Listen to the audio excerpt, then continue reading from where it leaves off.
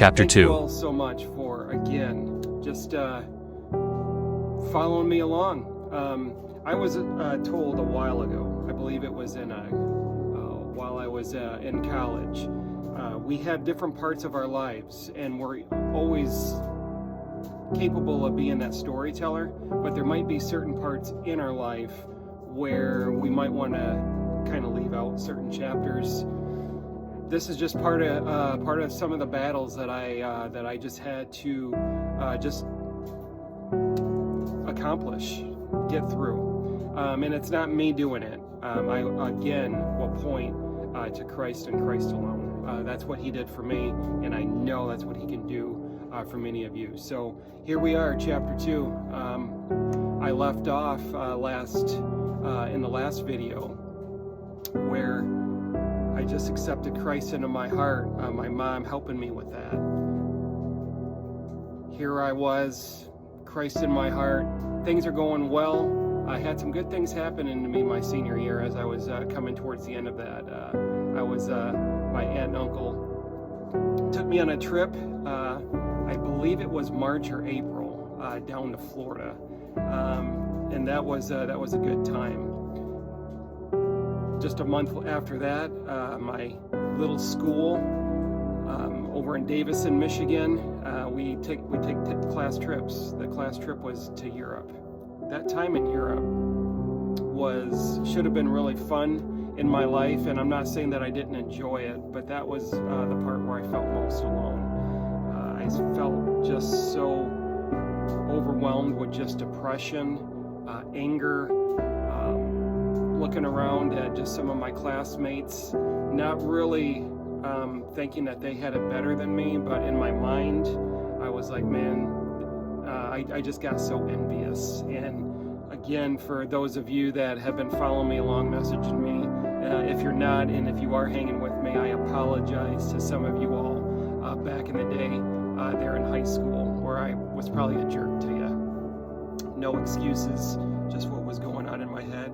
I flash forward from my senior year to I was about 21. I never drank alcohol, but that was where I started to find alcohol.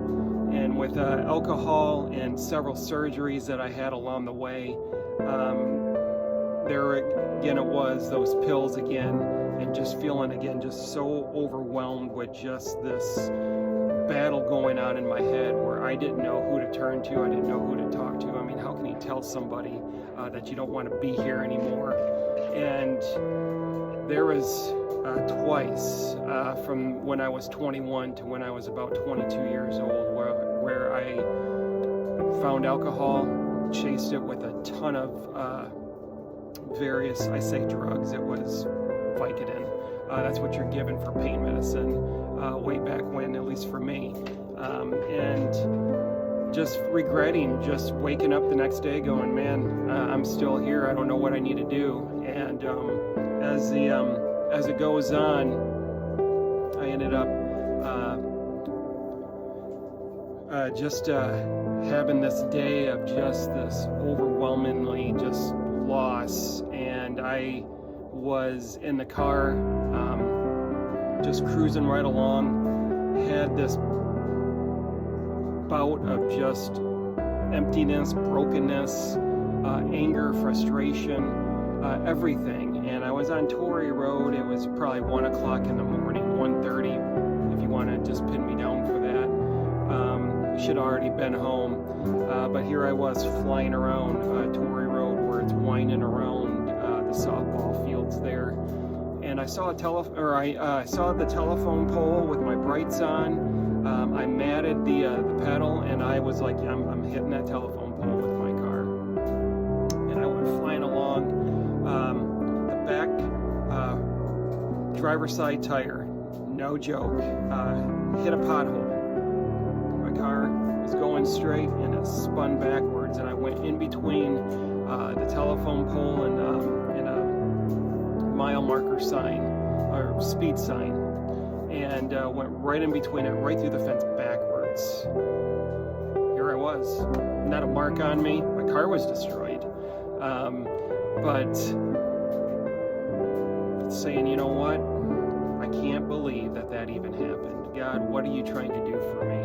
I have no idea what you have for me. You know, just chasing booze and just doing all sorts of just harmful things to myself. The story will continue because there is several people that played a vital role in my life.